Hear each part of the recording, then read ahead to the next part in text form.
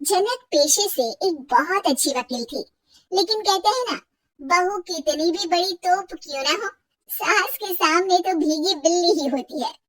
अरे जनक, क्या बात है? आज रोटी नहीं मिली अभी तक। ये तेरा कोर्ट नहीं है जो आज फैसला ना हुआ तो कल की तारीख मिल जाए। रोटी तो रोज वक्त में चाहिए। हाँ माँ जी, रोटी तो कब की बन गई। मैंने आपको कहा तो खाना खाने के लिए, आपने शायद सुना नहीं होगा। ओहो, जज नहीं हूँ मैं तेरे कोर्ट की, सास हूँ सास। कोई दलील फालतू की मत देना यहाँ। बहुत जानती हूँ मैं इन वकीलों को। अपनी बात ऊपर रखने के लिए झूठ बोलने में जरा भी नहीं सोचते। तभी वहां जनक के ससुर आ जाते हैं। अरे भाग्यवान, क्यों बेचारी के काम को कोसती रहती है हमेशा। मैं भी तो था वहां जब ये आई थी तुझे रोटी खाने को बुलाने के लिए। सास को तो अब गुस्सा आ जाता है कि कैसे किसी ने बहू की साइड ले ली। अरे वाह जी वाह, वो तो मैं जानती थी कि कोई ना कोई गवाह तो ये पेश कर ही देगी। पर मैं तो अब सीधा खाना खाकर सोने जाऊंगी। मुझे आदत नहीं है किसी से बहसा बहसी करने की। पता नहीं कैसे ये वकील इतना दिमाग लगाकर खुद तो झूठ बोलते ही हैं, साथ में झूठे गवाह भी ले आते हैं।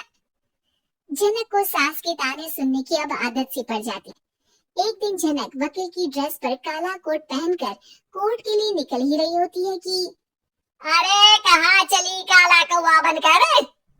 क्यों दियाना, अब कोर्ट तो वकील वाली ड्रेस पहनकर ही जाऊंगी ना।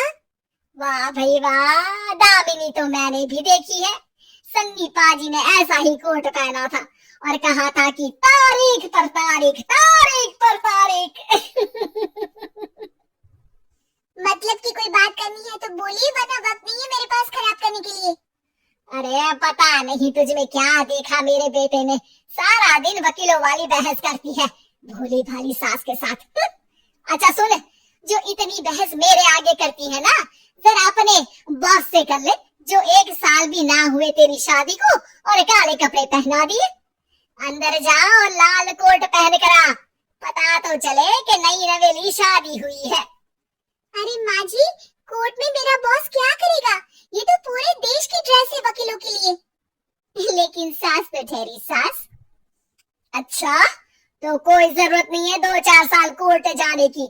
शादी थोड़ी पुरानी हो जाए तब इजाजत दे दूंगी मैं तुझे काले कपड़े पहनने की। अब क्या था, मन मारकर जनक को लाल रंग का कोट पहनकर कोर्ट जाना पड़ता है। उसके जाने के बाद आहा, बढ़िया, ये पूरे देश की ड्रेस की बात करने वाली।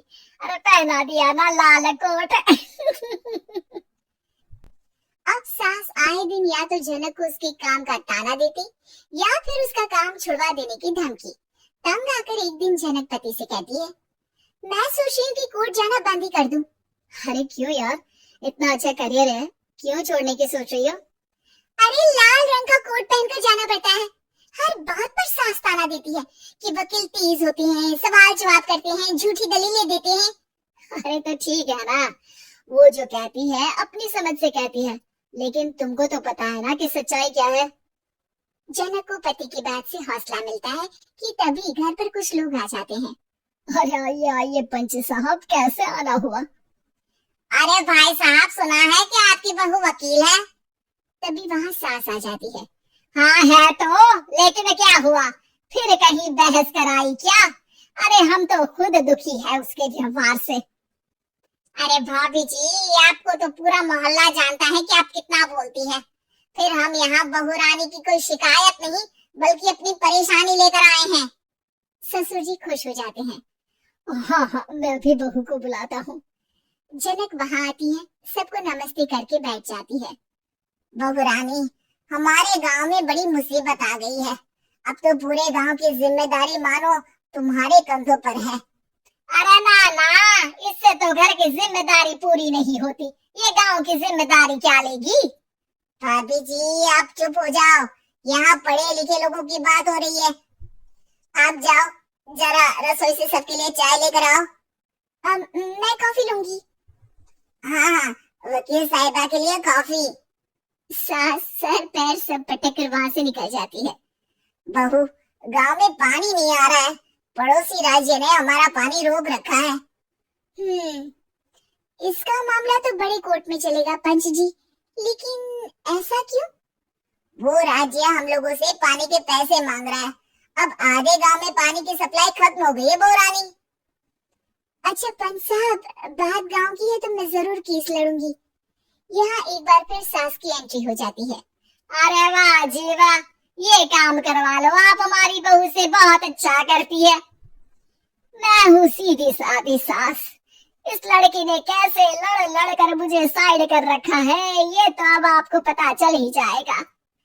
अरे भाभी जी, आपकी आवाज तो पूरे गांव को सुनाई पड़ती है जब आप बहू रानी को सुंदर वचन सुना रही होती है। अरे वकील बहू मिली है, फक्र करो फक्र। हाँ जी हाँ, सारी फकर तो हम लोग ही करें। खैर, अब जो केस लड़ेगी और पानी गांव में आ जाता है तो पंच साहब लिख कर देना होगा कि हैंड पाइप में सबसे पहले मेरी बाल्टी और घड़ा भरेगा। अरे फिर तो हम बहू रानी के नाम पर घर पर ही सप्लाई दे देंगे, लेकिन ये इतना आसान नहीं है। बहू, गांव के पास अभी वकील करने की भी पैसे नहीं है तो। हरी पंच साहब, ये मेरे गांव का मामला है, मैं आपसे एक भी पैसा नहीं लूंगी। सास को बहू की बात पर गुस्सा आ जाता है, लेकिन सबके जाने के बाद झनक मन लगाकर गांव की परेशानियों को दूर करने में लग जाती है।